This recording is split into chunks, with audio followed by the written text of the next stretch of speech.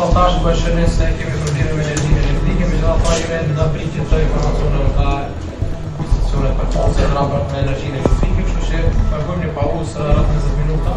Ditëve të fundit, reduktimet me energji elektrike janë shpeshtuar në vendin tonë. Sfundmi, dy institucionet kryesore, Qendra Klinike dhe Universitare e Kosovës, si edhe Pallati i Drejtësisë në Hajvali të Prishtinës, janë përballur me këtë problem. Nga QKK-ja 2 ditë më parë ka njoftuar për këtë problem, duke thënë se është një problem jashtë hapësirave të këtij institucioni. Ani pse 2 ditë më parë ky njoftim, burimet e Gazetës Nacionale bëjnë të ditur se problemet me energji elektrike kanë vazhduar edhe më pas. Me të njëjtin problem u përball edhe Pallati i Drejtësisë në Hajvali të Prishtinës, saktësisht gjykata themelore në objektin D. Gazeta Nacionale ishte pranishme saktësisht kur ndodhi ndalja e energjisë elektrike.